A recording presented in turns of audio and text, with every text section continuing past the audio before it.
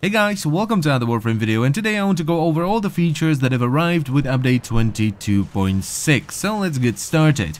First up, we now have weather in the plains of Eidolon. Now the weather will change dynamically throughout the day and the night, so it can either be windy, which in addition to making the grass wobble around a little bit, it will make the trees kind of wave back and forth, and this does seem to affect performance a little bit, because I've noticed some frame rate stutters when I was recording footage for this video, and when I turned on the frame rate counter, I've noticed that I was dipping down to about 55 frames, which didn't happen before. Though bear in mind that I am running on Ultra and I was also using Ember with a World on Fire build, so there was a lot of particles flying around. It also wasn't constant, it only dipped down every now and then. Then there is rain, which looks really nice, and you can even see some small splash particles here and there on the ground, and there are different intensities of the rain, so it can go from sort of a light sprinkle all the way to a massive downpour, to a point where you can barely see things in the distance. And when the rain gets really heavy, you can even experience thunderstorms, which adds a nice bit of ambiance.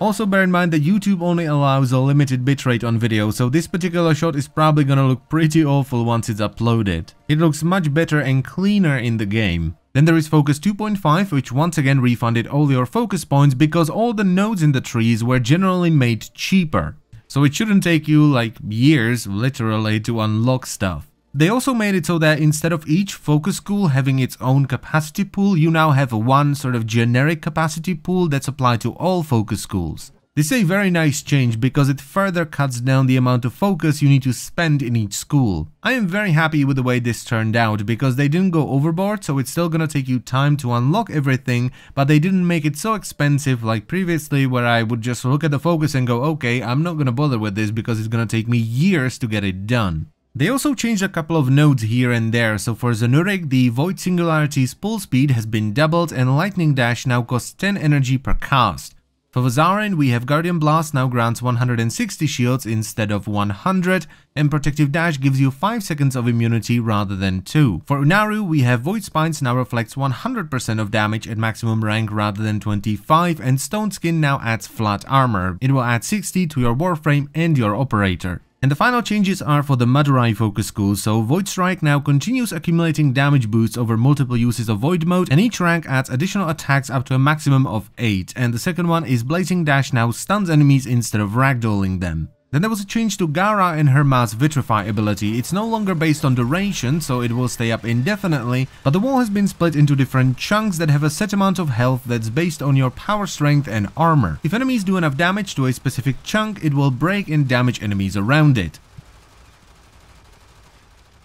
Then they made some changes to fishing to make it more multiplayer friendly. So first of all, the Luminous Dye and the Pheroma that stops fish from swimming around all over the place have been turned into items that you throw in the water rather than consume. And it only affects fish up to about 15 meters from the actual item. Second of all, Luminous Dye, the Pheroma and all the different types of baits are no longer client-side, so if you throw bait into the water, it will lure that specific fish for other party members as well. And this works for the Luminous Dye and the Pheroma as well. It's a pretty good change, and I think we will see a lot of people do sort of bait sharing, where instead of using 4 pieces of bait, you only use 1 and then the other people use their bait instead. This means you can get a lot more fish from just one batch of bait, which is awesome. And finally, number 3, if you spook a fish, it will now swim away much slower, making it easier to hit it, because some fish would just zoom out of there without any chance of you hitting them. This was particularly annoying if you are fishing for some of the higher tiers of fish, which can be pretty expensive to lure out.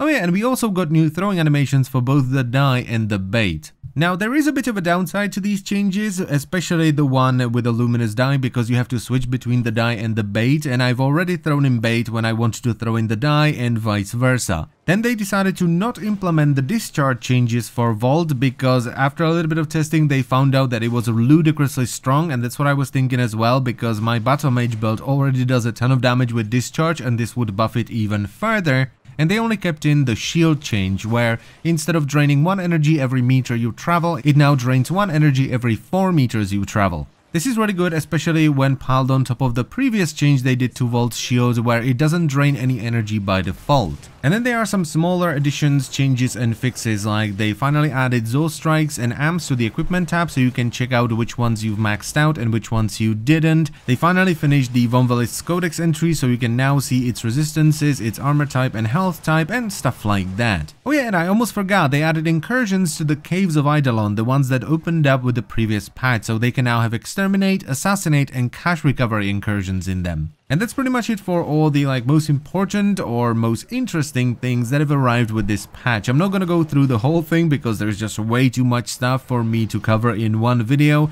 but if you want to check out the full forum post, I'm gonna leave a link to it in the description. And as always guys, I thank you very much for watching and I will see you next time. Bye bye.